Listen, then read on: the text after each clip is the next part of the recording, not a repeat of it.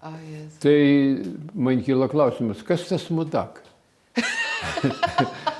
Nu tai, žinai, žiūriu, viskas pasirodo mudak, tai yra šiknius. Tai teisingai pasakėt. Nu, ir viskas. Ir baigėsi karjera. Ir baigės karjerą. Jo. Nu, dar ta rusų kalba prastoka buvo, žinai, ką tai pradėjęs, žinai, čia. Oi, vargau. Aha. Prisimenu, kaip Bet baisiausia paskui etapa. vėl gavo tą stipendiją, ar taip ir... Gavau, nes jau buvo į galą, tada Taip. buvo Taip. žemos sesija, gavau stipendiją ir viskas. Taip. Tai Vladai, gyvenimas ilgas ar trumpas?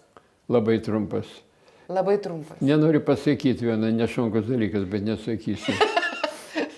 O kaip jaunystėje atrodė? Vladai, o kaip atrodė jaunystėje ir gyvenimas tada atrodė trumpas? Ne, turbūt. Gerai, aš dabar jums prisimenu vieną rusų aktorių, Bykovas buvo. Ir jis pasakoja, oi, kai aš buvau vaikas, rytą atsikeliu, nu kada ateina tas vakaras? O dabar atsikeliu ir vakarė nauji metai. Vakare nauji metai. Jau, kai amžius toks. Taip. Gerai pasakyta. Labai gerai. Nu tai vat, viskas. Taip. O taip ir eina laikas. Nemačiau kaip metai. Hop. Ir jau. Jau žiūriu vakar prie televiziją. Čia vat šitie prekybininkai. Jau ruošiasi kalėdam. Jau jie eglutės dega. Pasiūtės reiklas. Rugsėjo mėnesį pradeda eglutės degti. Nu, tai palauk kalėdos kada. Gruodžio pabaigoj. Na, va čia, kad uždegti liaudį, kad pradėtų pirkti, kad ruoštus kalėdam pradėti. Ir trumpina mums gyvenimą. Ir trumpina mums gyvenimą. Nu, kad greičiau ateitų. Taip. Va šitas, oi, kad greičiau ateitų. Sakau, nelauk, kad greičiau ateitų. Ir taip viskas greit ateina. Net nematai, hop, ir nėra. Vladai, o tada to vyresnio amžiaus, jums 91. Tai yra tikrai jau toks labai gražus amžius. Yeah. Ar tas laikas, kiekviena akimirka, ar yra svarbi, ar nesvarbi? Nu, aš stengiuosi apie metus negalvoti. O ta mano žmona tai kankina mane su tais metais. Aš stengiuosi negalvoti apie metus. Nu, ką čia prigalvosi? Tai taip, bet ar ta akimirka, jinai yra vertinga? Nes taip galbūt kažkas gali pasakyti, kad jau tokiam vyresniam amžiui, tada, nu, kaip ir jau niekas nebeturi vertės, ar čia verta dar kažką daryti. Skaitau, kad turi vertę. Jeigu skaitau, turi laiką leisti, kaip sakant, produktyviai gal. Kažką turi padaryti. Taip. O ne taip, kad atsisėda, žiūri vieną tašką arba į televizorių, jeigu žiūri. Ir čia labai negeras dalykas. Žmogus, net kalbam, aš domėsiu, skaitau, kad būtų gerai, kad reiškia tokia amžius, kad mokytis svetimą kalbą, na bet galvoja, ką man jos reikia. Ir taip toliau, bet gal ir gerai būtų. Tai va gal net ne tiek dėl to, Aš kad tai panaudot. turiu dienotvarkę, aš susirašau pirmadienį, ką darysiu tą dieną, taip toliau. Aš turiu programą ant savaitės. Ką tokio, tada ten važiuosiu, ten tokį darysiu. Nu, aš matai, dar galiu kažkur ir prisidėti. Manęs prašo, nors aš galiu pasakyti liūdną dalyką, kada čia parašė, čia apie mane biškį porą knygelių, kai kas, tokią nuotrauką atradau nuotrauką, kada Kūno kultūros institute buvo, reiškia, ta pirma rinktinė. Ten buvo nusipelniusių meistrų ir taip toliau. Priekių klubų 12 žmonių. Aš dabar tik vienas gyvas. Vienas beliko. Ja. Turint omeny, kad Lietuvoje Jo. vyrai 10 metų. Aha. Ir kiti buvo man amžiaus.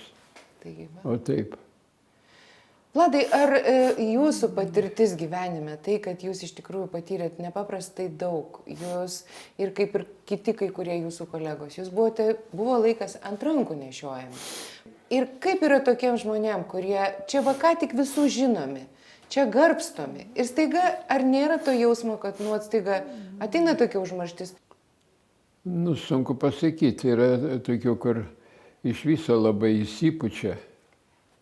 ir taip toliau. Aš nenoriu, pavyzdžiui, minėti be reikalo. Tai aš skaitau, kad vis tiek turi būti žmogus. Pirmai esi žmogus. Ką tu atsiekiai, tai yra istorija. Jį praeina. Viskas. O dabar paėmus jau kaip man, aš baigiau trenerio karjerą 97 metais. 96 metais po olimpinių žaidynių Atlantoj, tada buvo ta mūsų labai gera kompanija, susėdam visi prie stalo. Marčiulionis sako, treneri, mes išeinam, daugiau nebežaisim ir siūlom jum išeiti. Gerai, sako, aš ir išeisiu. Nes teisingai, ten buvo mano karta. Ateina kita, vėl kitas mąstymas, kiti dalykai ir jau labai yra sunku dirbti. O aš su jais praleidau 10-15 metų. O tai vat, ir kaip nesikabinti tada, nes juk turbūt yra daugybė žmonių, kurie galvoja, o man nesvarbu kaip. O man nesvarbu, kad aš ten nesusigaudysiu, kad man ten, kad kita karta kabintis tiesiog žudbūti savo kažkokią tai karjerą, savo dar kažką, neatsižvelgiant. Čia kažkaip labai jau taip šviesiai jūs taip. Nu, aš tai pagalvoju, kad vis tiek jau čia užtenka man. Užtenka ir išėjau. Dar reikėjo ten žaisti, kad nenori šiaip plėstis. Ir pasiūliau, mano sėdinas buvo Kazlauskas. Sakau, bus dabar Kazlauskas. Ir viskas.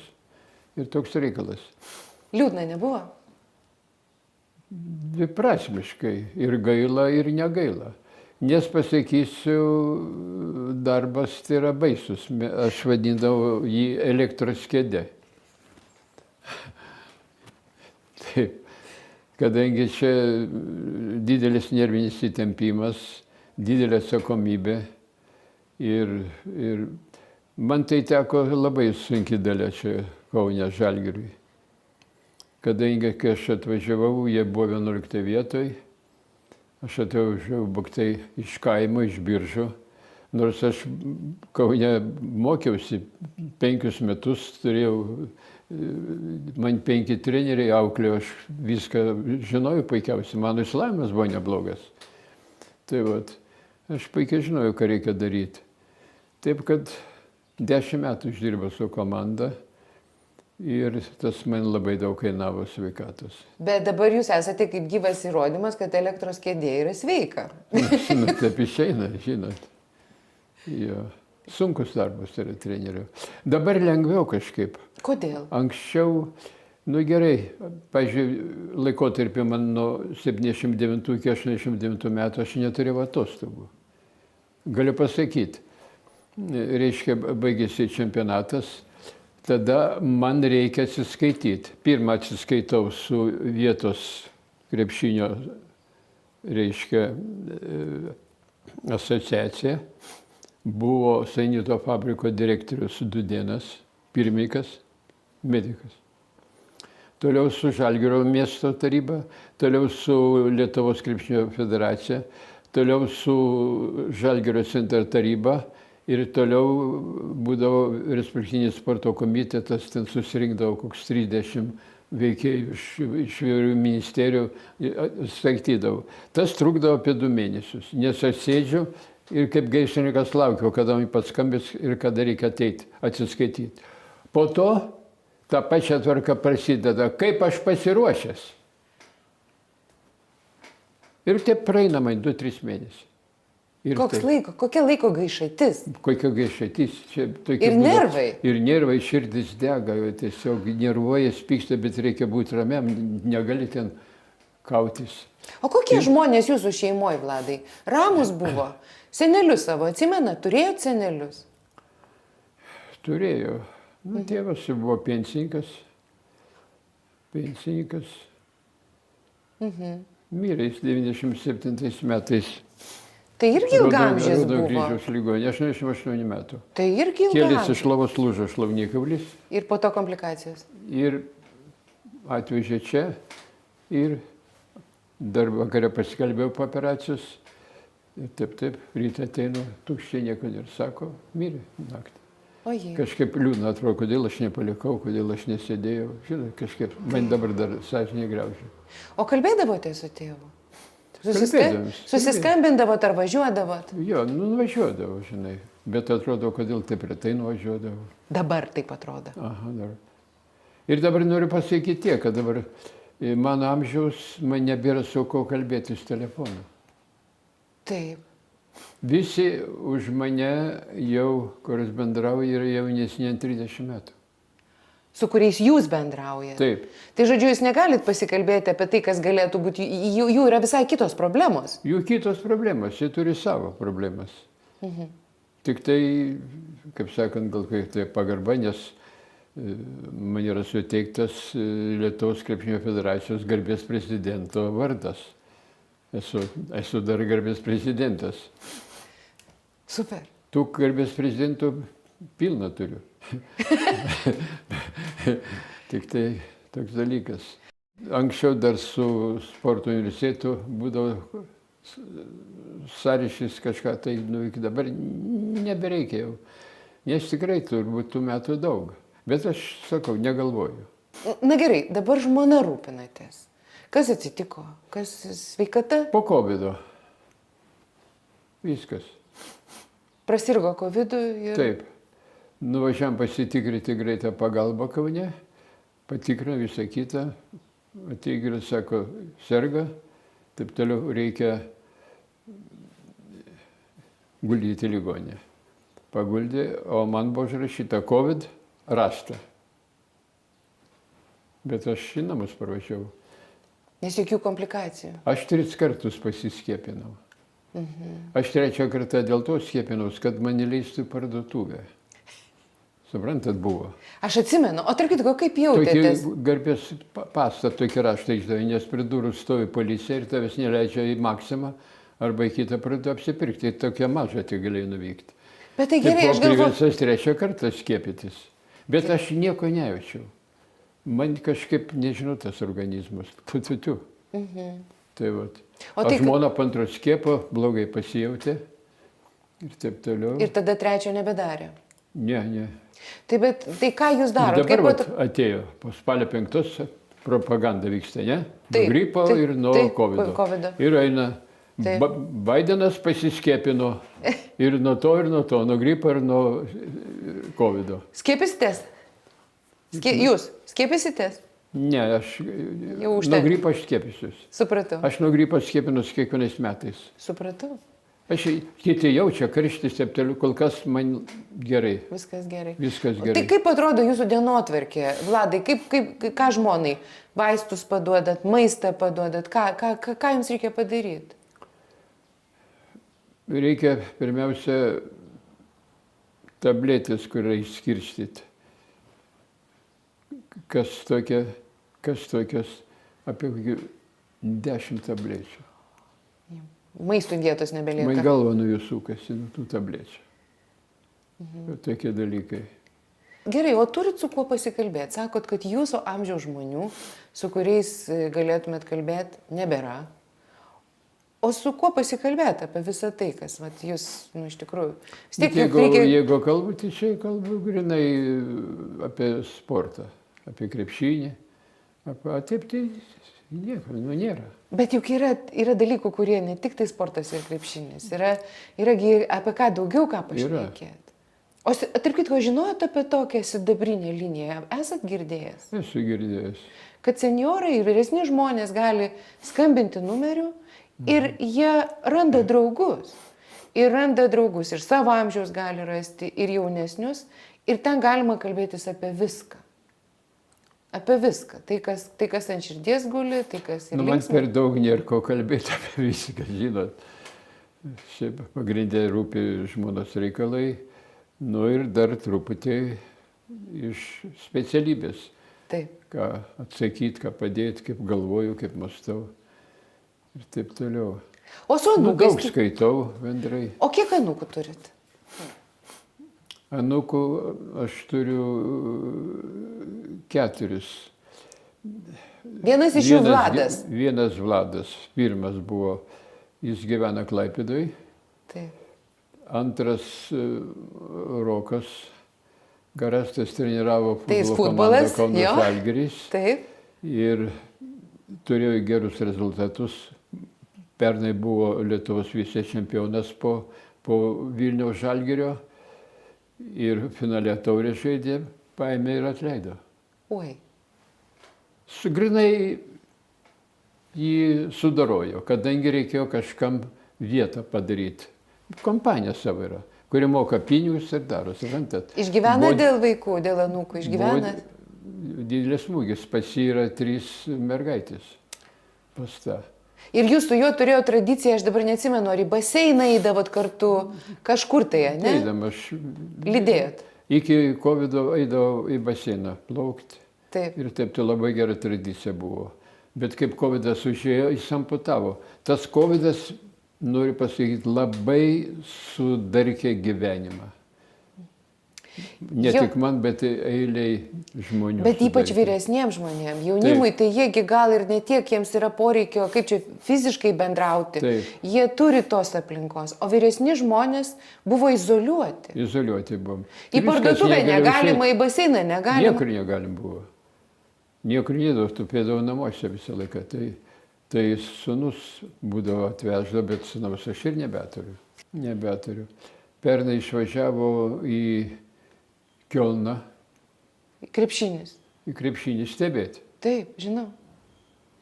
Nieko nesiskundė, netėjo valgyti vakarienės, pusryčiai nėra, nueina, žiūriu, sukniubės guli kambarį.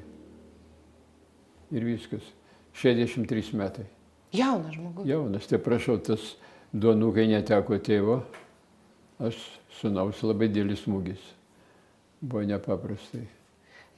Vaikus laidoti turbūt yra kažkas tokio. Yra... Neklauskite. Tai va, taip.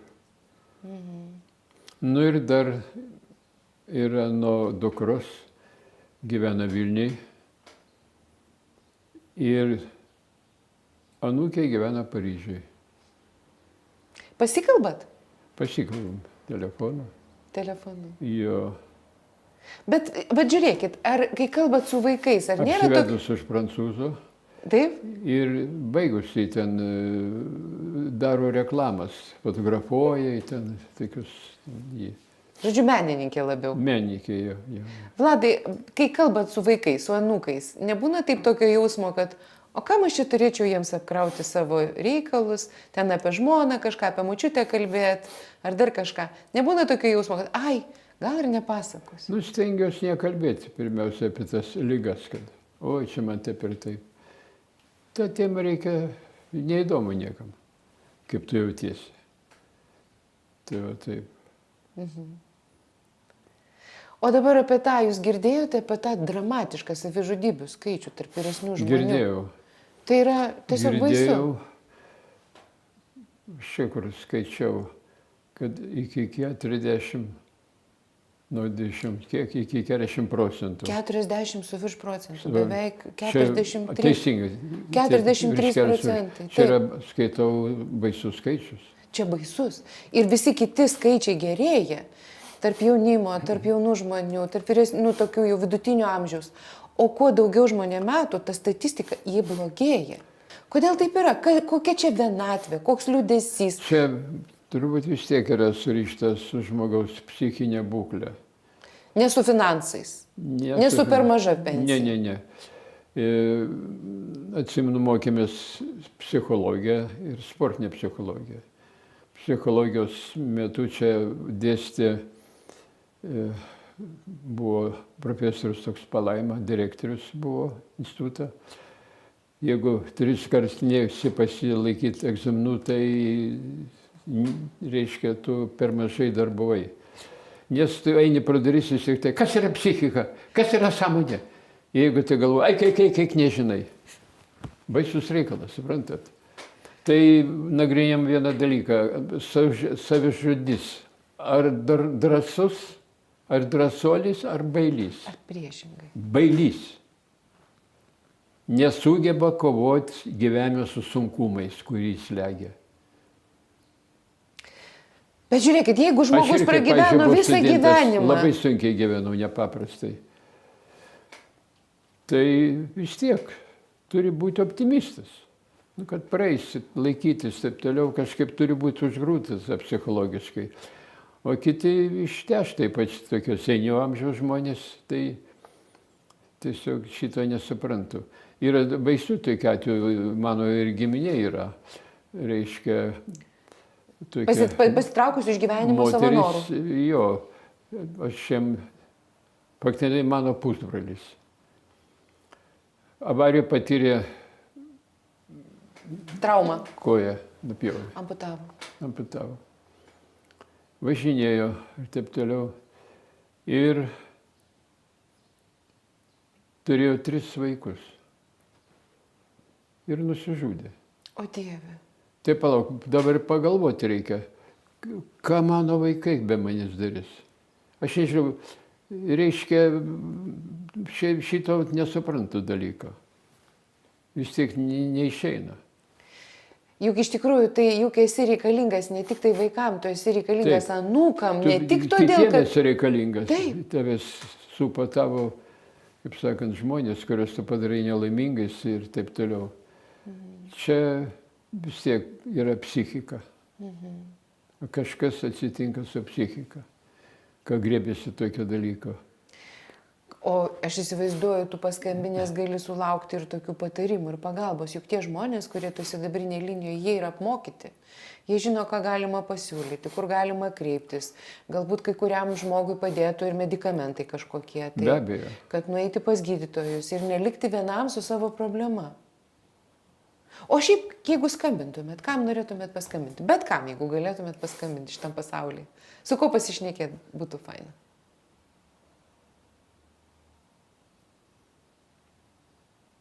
Dabar sunku pasakyti. Esu girdėjus, kai kažko tai paklausiau, sako, norėčiau su savo tėčiu, kurio nebėra. Aha.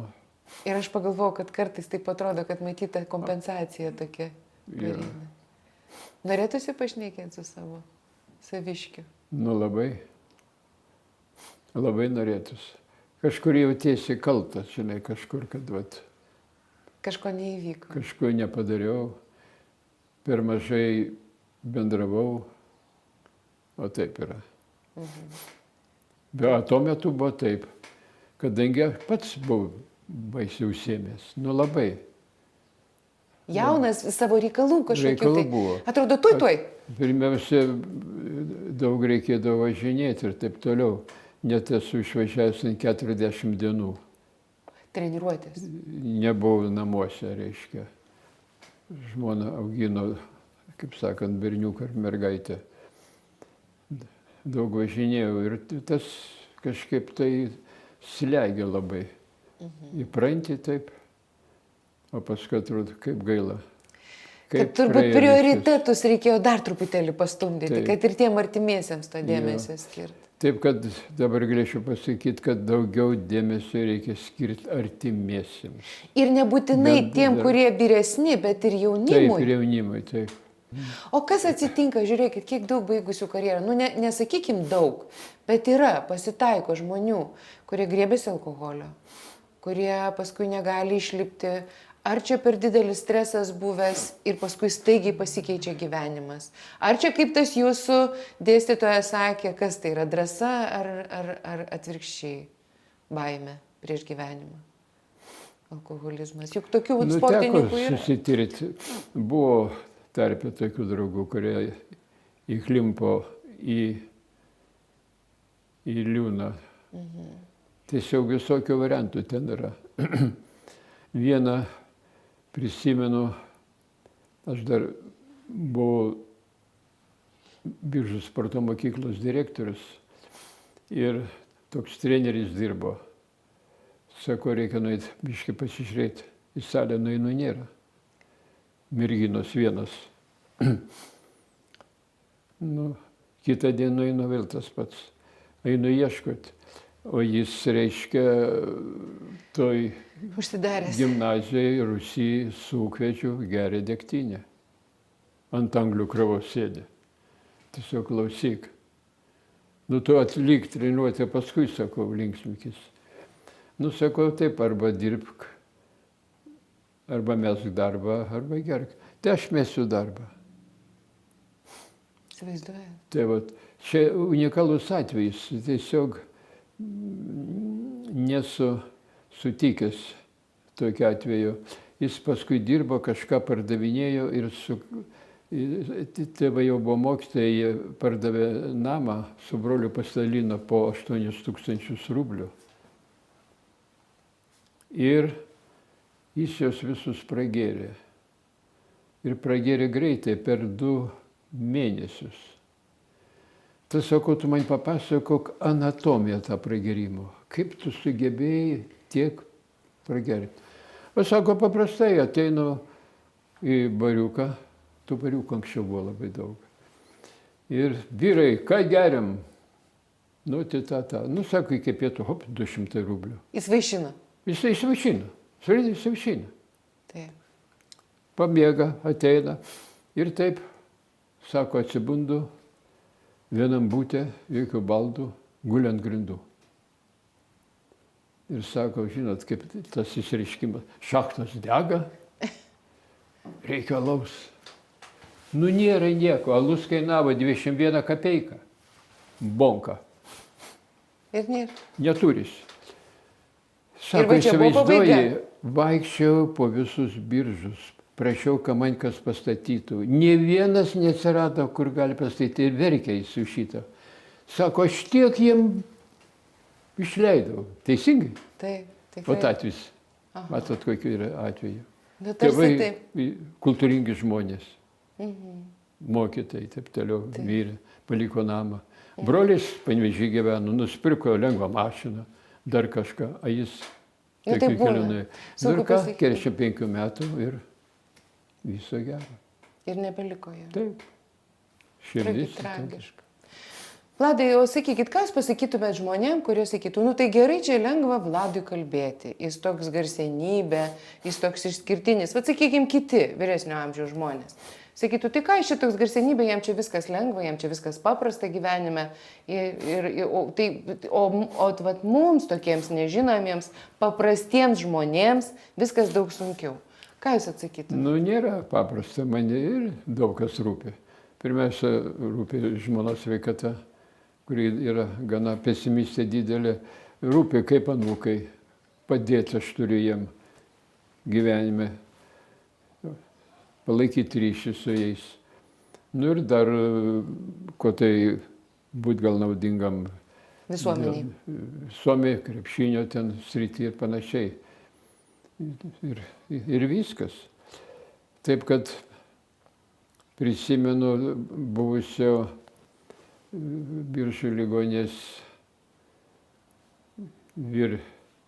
žodžius.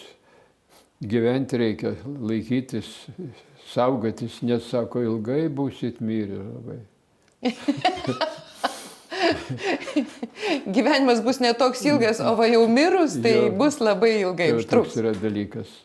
O kaip žmoną paguodžiate, kaip jai kelia tūpą? Nu ir keliu apie, kaip sako, palaukit, tu ne viena, yra artimieji, kurie dėl tavęs pergyvena, kurie nori bendrauti, panašiai. Aš tik apie save galvoju. Panašiai reiškia, kad šitai, kurie nori išėti iš gyvenimo savo norų, yra, kaip čia pasakyti, ne savanaudžiai, bet tik tai apie save galvoja. Sutinkat su šito. Plačiau reikia galvoti. O man čia blogai, taip palauk, ir kitiemgi tas pats. Irgi sunku yra. Tai skaitau, čia psichologija. Bet dar galim klausyti, kodėl pasitokia psichologija, pas tą kitokią psichologiją. Tai taip. O kokia jūsų vaikystė buvo? Juk 32 metų gimimo jūs esat. Tai dar iki karų. Mano vaikystė buvo nepaprastai. Iš pradžių taip. Aš esu gimęs Joniškėlė, bet krikštytas Linkovai, man taip tėvai pasakojo. Ir mano vardas yra Vladislovas, ne Vladas. Nes mano močiutė, mano motina yra Blonskaitė. Jablonskis. Taip. Pas mane yra pusė Lenko, kadangi jie buvo Lenkai. Mano senelis Jablonskis buvo karininkas caro armijai ir per Pirmą pasaulinį karą jis dingo kažkur tai. Mano močiutė turėjo 3 sūnus, 2 vyrai ir mano motina, Karolina. Tai vat, Koks gražus vardas, Karolina mama. Karolina. Puiku. Vienas sūnus apsirgo vidurių šiltinę ir mirė. Jūsų dėdė. Jo, mirė, jaunas. Su močiutė jau geležinkeliu atsistojo ir pradėjo verkti. Kas yra, pasirodo, čia palaidotas jo sūnus. Geležinkelį.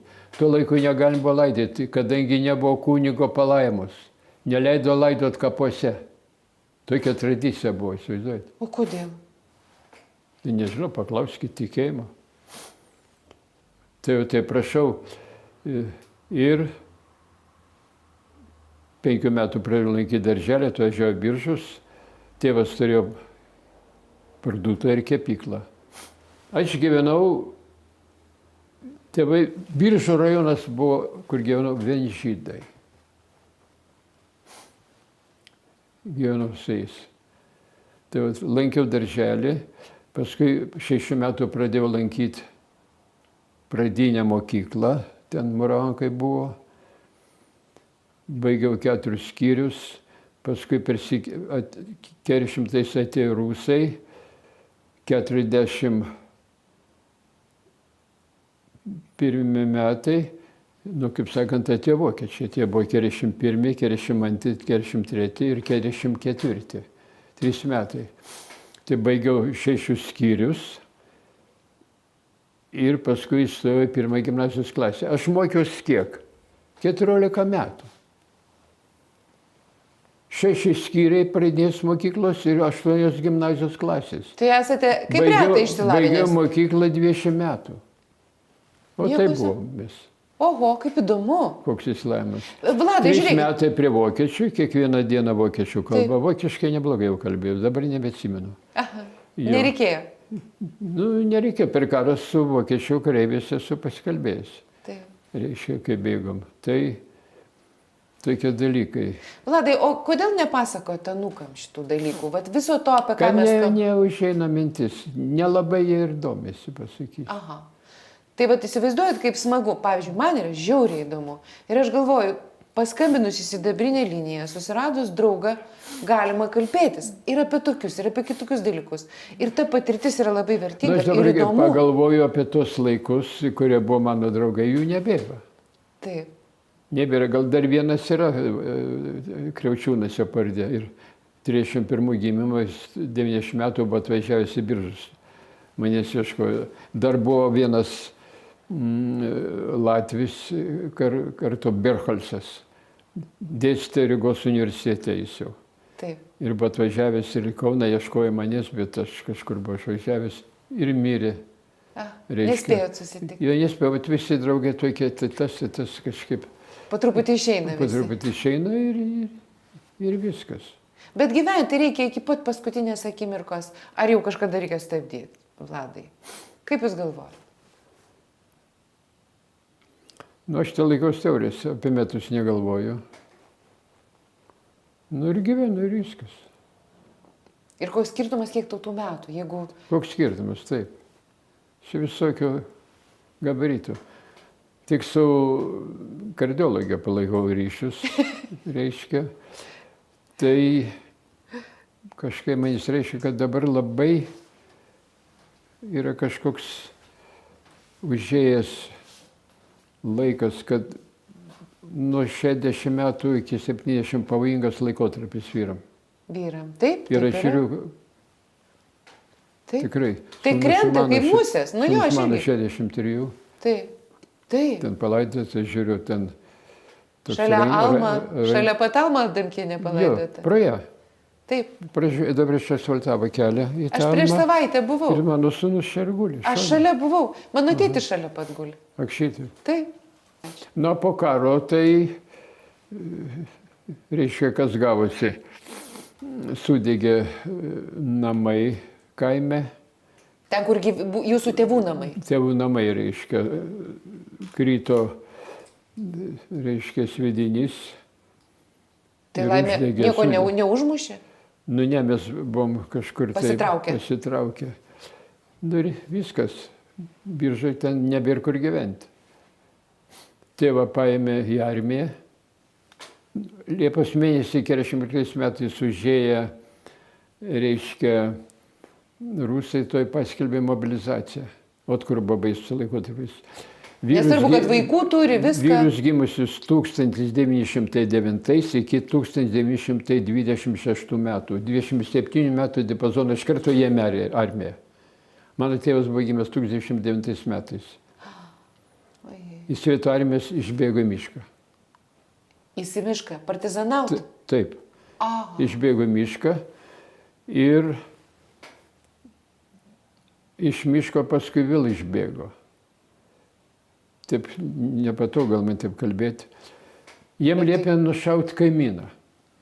Ojei. Nu, sako, kaip aš jį nušausiu? Jis sako, geras žmogus, aš jau bendravau. Ir jis pasitraukė ir pas brolį slapstėsi kiek tai mėnesių. Rusy buvo. Bet koks baisus laikas, ką? Baisus laikas. Siaubingas. Reiškia įrodyti, kad tu patriotas. O babutės, mano močiutės sūnus Petras ir išėjo į mišką. Nežinom, kur palaidėtas, kur užmuštas. Mano senelis irgi. Jo žmona prie Biržų pabiržėje paėmė tardyti ir ant kojinės pakorė. O Jėzus. Tai aš, kai važiuoju į Biržus per vėlinės, aš visada užvažiuoju, ten yra partizanų kapas, uždegu žvakutę. Tai 23 metai buvo moteriai. O Jėzu, Vladai, aš kiekvieną kartą galvoju, koks baisus laikotarpis buvo. Baisu, kaip gyventi. Tai Tokie dalykai. Tai va. Ir ta praeitis, man gaila, kad jinai praeina. Gyvenau, ten, reiškia, reikėdavo lankyti mokyklą, iki Biržų man buvo 10 kilometrų. Aš rytą atbėgu, vakare perbėgu 10. Paskui persikėlėme tokius Daužgirius, 6 kilometrai. Ir taip 2 metus vargau. Lankiau mokyklą. Žinot, ką sako psichologai, kad žmonės, kurie patyrė jaunystėje tokių sunkių išgyvenimų, stiprus yra. Teisingai. Užgrūdino mane kažkaip. Kad šiot koks vargas buvo. Labai. Vladai, ką pasakytumėte tiem žmonėm, bet dabar aš tiesiog noriu, kad jūs pasakytumėt kažką, tai pagalvotumėt porą sakinių. Tiems vyresniems žmonėm, kurie yra tokioj depresijoje, kurie galvoja, kad jie niekam nereikalingi. Kažką, ką mes galime pasakyti, kažką guodžiančio? Ar kažką įkvepiančio? Nu, pirmiausia, noriu pasakyti, kad vis tiek gyvenimas yra duotas vieną kartą. Reikia jį išnaudoti gerai. Nereikia pulti į paniką, kad taip toliau. Atrodo, kad tu tik vienas nelaimingas. Yra labai daug žmonių visokių, bet reikia sugebėti. Vis tiek yra ir linksmesnių momentų būna. Ir taip toliau, nu reikia galvoti, atrasti, ką padėti, ko būti naudingesniam, supranti. Rasti kažkokį užsiėmimą, kad sėdėjimas toks labai blogas yra. Labai blogas. Jis labai veikia į psichiką. Reikia susigalvoti veiklos. Reikia veiklos. Ieškoti veiklos. Pažiūrėti, padėti ar ką nors panašiai. Būt naudingu. Jo. Aš ir, pažiūrėjau, sėdžiu, ką galva, palauk, reikia paskambinti tam Rokui. Pagošti, kad nenusimenktų 35 metai, tik tai aš ir kalbu, sakau, man ir buvo labai sunkumų visokių, man ir, sakau, metė ir išmetė ir vėl priėmė ir taip toliau. Nes institutą aš ir negalėjau baigti. Suprantat, laikiau valstybinius egzaminus ir buvo marksizmas, leninizmas. Taip, mes trysia nuėjom pas sekretorę Karūnaitę. Ji žaidė 38 metais už Lietuvos rinktinę Romai, krepšininkė buvusi. Paprašėm, kai jis sudėtų bilietus iš eilės. Supranti? Mano 6 buvo. Aš pasirašiau ant lapo ir taip toliau ir laikau egzaminą. Paskutinis egzaminas. Viskas išlaikyta. Ir einu ir norisi išrėkti, kad 6, prieinu 6. Nu ką, paskaitau, viskas. Man neužduoja jau klausimų išeina. Po to skaito garaštas 2. Kodėl? Kodėl? O ką žinau. Ir viskas. Ir nėra diplomo. O tokių per gyvenimą, tokių visokių. Nu, pasiūtas reikalas. Kodėl?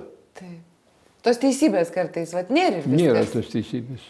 Tai skambinot paguostą Pirmiausia- mūką, kad pasidalint patirtim, Taip, pirmiausia, ir dar patarimas, mažiau ieškoti teisybės. Va. Jo. Nes gali labai nuliūsti. Nes Nu jo. kartais jos tiesiog nėra ir tiek. Taip. Važiuokit, kiek mes kalbos įdomios turėjom. Ačiū Jums labai. Aš Jūsų galėčiau Kai klausyti kalbėjau ir čia klausyti. visokio nesąmonių. Nu, ne, laba diena. Man labai įdomu, žinokit, Jūs nepatikėsit turbūt. Ir aš manau, kad ne tik man, aš manau, kad daugybė žmonių įdomu.